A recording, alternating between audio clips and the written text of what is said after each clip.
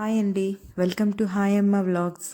ఎవరైనా మన ఛానల్ కొత్తగా చూస్తున్నట్టయితే ప్లీజ్ సబ్స్క్రైబ్ చేసుకోండి.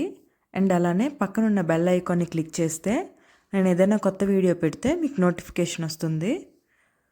ఈరోజు రెసిపీ వచ్చేసి దొండకాయ బంగాళదుంప ఫ్రై అండి. ఇప్పుడు చేసుకునేటట్టు ఓన్లీ దొండకాయ ఫ్రై కాకుండా ఇలా బంగాళదుంపతో కలిపి ఒకసారి ఫ్రై చేసి చూడండి, చాలా టేస్టీగా ఉంటుంది. ఇది పప్పుతో కానీ, సాంబార్తో కానీ, రసంతో కానీ, మామూలుగా వైట్ రైస్లో కలుపుకొని తిన్నా చాలా బాగుంటుంది. మరింత ఆలస్యం ప్రాసెస్లోకి వెళ్ళిపోదామా. నేను ఇక్కడ ఒక పావు కేజీ దొండకాయలను తీసుకొని సన్నంగా ఇలా పొడువుగా ముక్కల్లా కోసుకొని పక్కన పెట్టేసుకున్నాను. ఒక 2 బంగాళదుంపలను తీసుకొని చక్కగా గీసుకొని చిన్న ముక్కలుగా చేసుకొని పక్కన పెట్టేసుకున్నాను. ఒక 2 మీడియం సైజు ఉల్లిపాయల్ని సన్నగా పొడుగా కట్ చేసుకొని పెట్టుకున్నాను. ఇప్పుడు స్టవ్ మీద ఒక ప్యాన్ పెట్టుకొని ఆయిల్ వేసుకొని పోపు దినుసులన్నీ వేసుకోండి. ఇప్పుడు అందులోనే 4 వెల్లుల్లి రెబ్బలు దంచి వేసుకోండి. స్మెల్ చాలా బాగుంటుంది వెల్లుల్లి రెబ్బలు వేసుకుంటే. అందులోనే కరివేపాకు కూడా వేసుకొని కొంచెం వేగనిద్దాం. వేగాక మనం ముందుగా కట్ చేసి పెట్టుకున్న ఆనియన్స్ని అందులో వేసుకొని గోల్డెన్ బ్రౌన్ వచ్చే వరకు వేగనిద్దాం. ఇప్పుడు అందులో 1 టీ స్పూన్ అల్లం వెల్లుల్లి పేస్ట్ వేసుకోండి. అల్లం వెల్లుల్లి పేస్ట్ కొంచెం పచ్చివాసన పోయేలా వేపుకొని ఇప్పుడు అందులోనే మనం ముందుగా కట్ చేసి పెట్టుకున్న దొండకాయలను వేసుకొని కొద్దిసేపు ఫ్రై అవ్వనిద్దాం. ఇప్పుడు అందులోనే బంగాళదుంప ముక్కలను వేసుకొని ఒక పావు టీ స్పూన్ పసుపు, రుచికి సరిపడా ఉప్పు వేసుకొని బాగా కలిపేసుకుందాం. ఇప్పుడు మూత పెట్టేసుకోండి. మూత పెట్టేసుకుంటే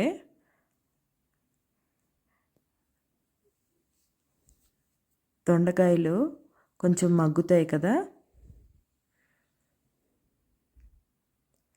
బంగాళదుంప కొంచెం త్వరగానే ఫ్రై అయిపోతుంది, కానీ దొండకాయలు ఫ్రై అవ్వడానికి కొంచెం టైం పడుతుంది కదా.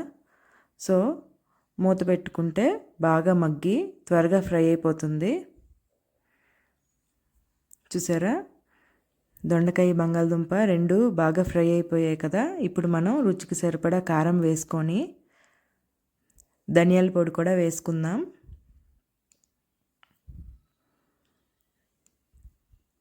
కొంచెం గరం మసాలా వేసుకొని బాగా కలిపేసుకొని 1 నిమిషం పాటు వేగనివ్వండి.